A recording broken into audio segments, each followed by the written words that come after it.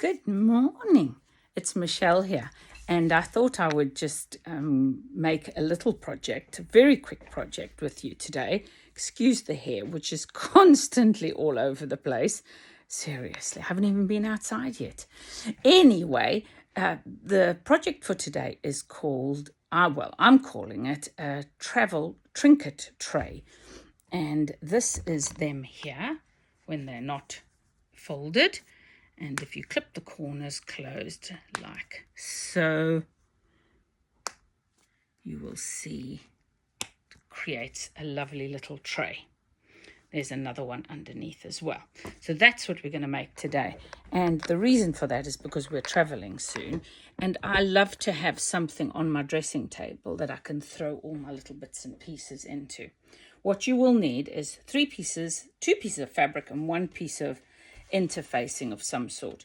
I happen to have a piece of this slightly padded iron-on interfacing, which is great for bags and home projects. I've cut my squares whatever size you like. Mine happens to be just over 10 inches. This is a 10-inch one, or about 30 centimeters, maybe 25, I don't know.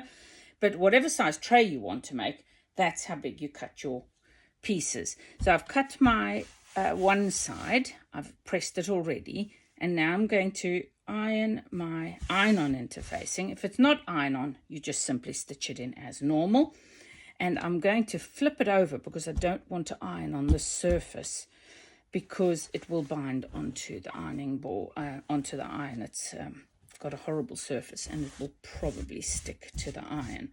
So I've got it in the middle, slightly smaller, you'll have seen, than my fabric.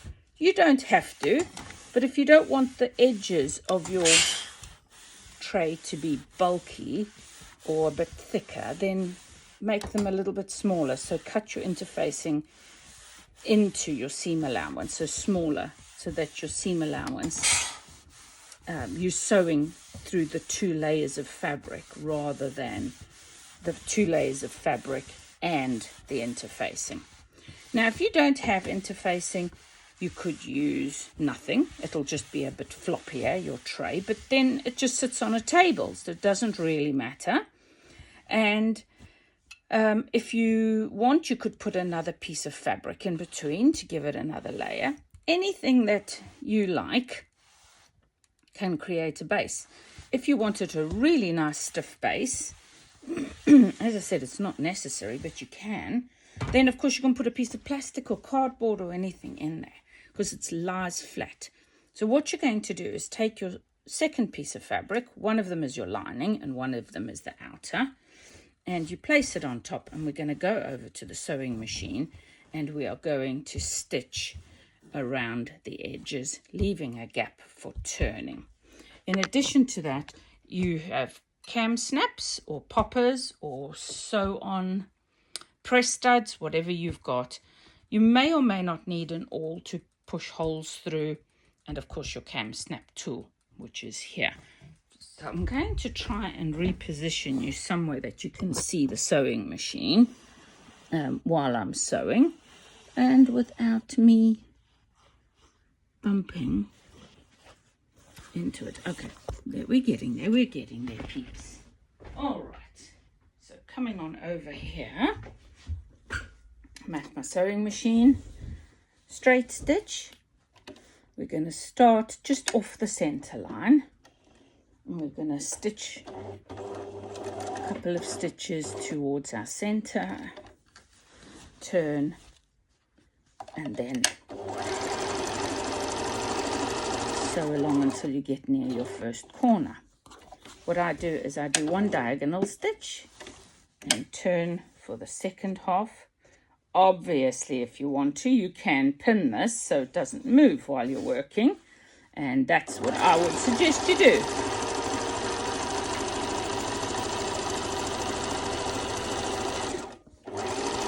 That's the second side. Needle down, one diagonal stitch, turn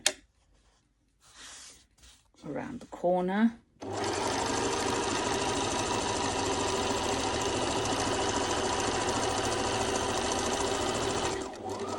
And that's the third side. one stitch diagonally across the corner and then down the last side.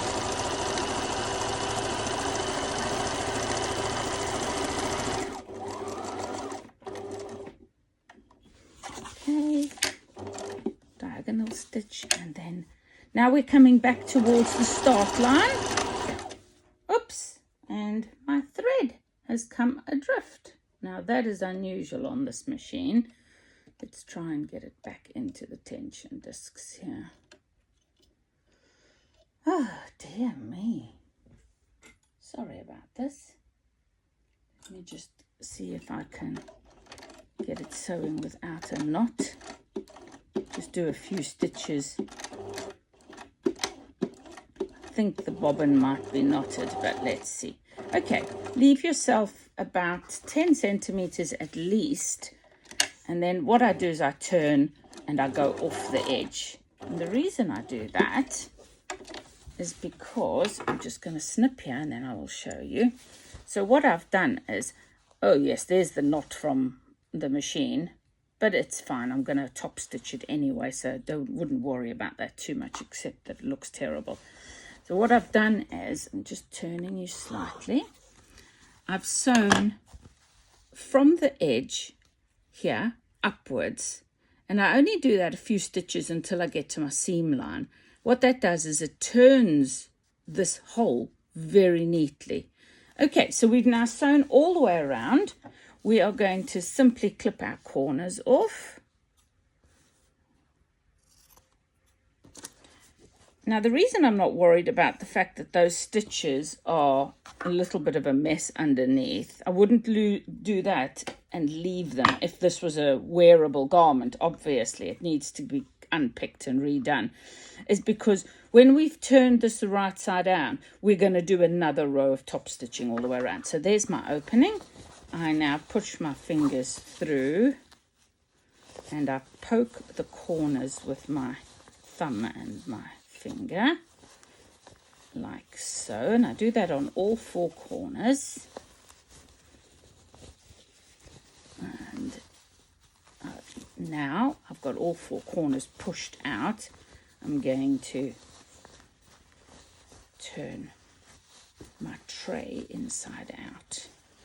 Now, depending on how thick your fabrics are, this is a little bit easier or more troublesome. And then if you want, you can shake it so that it all pops out. And because I've done those nice little diagonal stitches, I've got nice corners as well, as you can see. So we've got lovely corners. Now I'm just nipping over to the iron, and I'm going to iron it flat and tuck in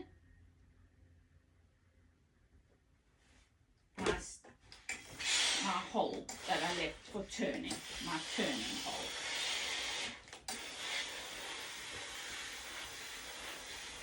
I'm not bothering to drag you all the way here to the iron so you can see me ironing. So there you go.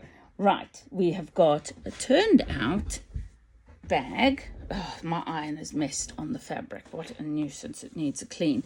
I've turned it out and I've tucked these edges in, and they've made a lovely turn, and they're folded in beautifully because of those two parallel lines. Now what you're going to do is you are going to sew around. If you want to top stitch this in a bigger stitch, of course you can. You can leave it on the same stitch length if you want. So I'm closing up that hole at the same time.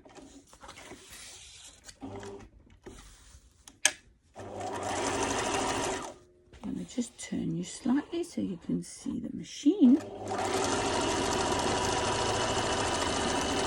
I've got all these paper patterns. Honestly, you must see the state of the sewing room while I'm trying to pack it up. And around the corner.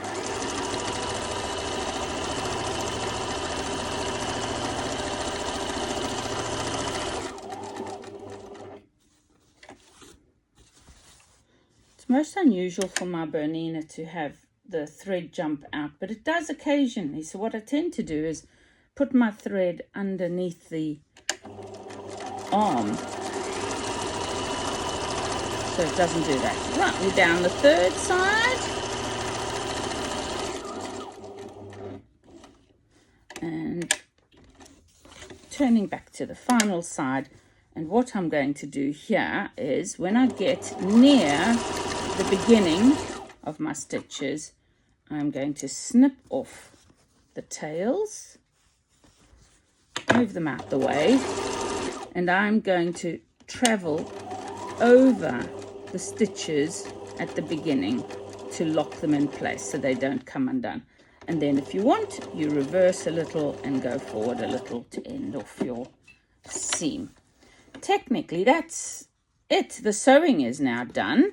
Your tray is sewn together, and all you have to do next is the poppers. At this point, you want to decide which is your inside and which is your outside. I'm grabbing my poppers over here. And here's your next optional thing you've got to make a decision on, is how big you want your sides, or how tall you want the sides of your tray. So you can make the tray sides really tall, or you can make the tray sides just narrow, because all I'm using them for is addressing tables in hotels and B&Bs and places like that, for putting keys, credit cards, your wallet, your small change, anything you pull out of your pocket. You don't want to leave lying around the house anyway. That's what these are for. So I'm kind of like it to be about this big. I'm going to have a look what that is. We are looking at about 3 centimeters really. What's that, an inch and a bit? So you can decide what you want. If you want, you can go and press it all the way around along those lines. I don't. What I do is I fold it into a pyramid shape, right? And we then want to mark where our popper is going to go. And I did for yesterday's ones, what I did was I marked it 1.5 inches, 1.5 inches from the point to where I want the popper. Okay, and I've put my tool there for now. You can do this with a pen or a marker. And 3/4 of an inch down, and that's where I'm going to place my popper. And I put my all the way through all the layers like that, and then I grab the pointy bit of your cam, pop that into the back there. If you want, you can put one into the hole opposite as well. And on the first one, you put a male or a female, and on the opposite side, you put the opposite one. So in this case, I'm putting the male one on the left. It's my little cam tool. I'm going to pop that on there. And I use the edge of the desk to really push it down hard so my cams don't come off. Very rarely do my cams come off because I am very careful with making sure they go down really well. So that's the one cam on. And now on the other cam, I'm going to place the female half of the cam snap, push it down, make sure it's all the way through the fabric, okay? Place it into the cup of your cam tool like that, and then press down very firmly. You won't believe I do actually have one of those desktop cam holders, but never seem to get it out. It's not in the right place for me to use easily, and that's something I need to fix. Okay, so we're on the second corner now. So we're going to do 1.5 inches down. So this is my measurement. Yours might be different, remember? And then 3/4 of an inch or so down. And I poke the hole all the way through. And I'm ready to put my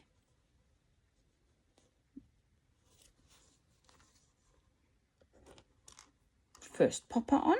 So there, I'm going to do the male on this side. Make sure when you do your cam that you've seated the pin part, which has got the disc on it, this bit here, well into this little cushioned area. It fits exactly into this here. Otherwise, you will damage the cam and it won't work. And they are a pain to get out if you've done them wrong. Believe me, especially if you do them really well, like I do, it can be troublesome to take them off. Right, we are halfway through. I'm going to get the next corner up and measure. And gosh, you know what? You could be super particular about this. I'm not. I just try and get it super close to the measurements that I want. But if you're worried about getting it exactly right, then by all means go and mark it with a pencil. And if you're going to make a lot of these for gifts and things, then I would suggest you make yourself a little template that goes in the corner, a piece of square cardboard or plastic with a hole on each location for the corners, so that you can mark in the same place every single time. Templates are fantastic for anything that's repeatable. Any repeatable process. And if you're making a lot of these, they're lovely. Now these could be used as a tray, for a tray. So if you leave them flat, you can put them in a tray for tea. And then when they're not in use for that, they could be on a countertop with fruit or biscuits or anything you want in them. So they have many functions, and it's just how much imagination you have to think outside the box, really. That's what I find. I'm pretty creative when it comes to thinking of alternate uses for things, because I do love a multifunctional item, and if it can be used for more than one thing, so much better, because then it takes up less space in your kitchen, for example. All right, we are on the home stretch here. One more popper to put in. Obviously, if you're sewing old-fashioned press studs on, the same applies, except you're just going to put your press stud here and sew them in place. Now, these little trays are reversible, but I don't like how they look with the points to the inside. So we're finished with that. We now have our little tray mat, so we just pop the poppers together in each corner.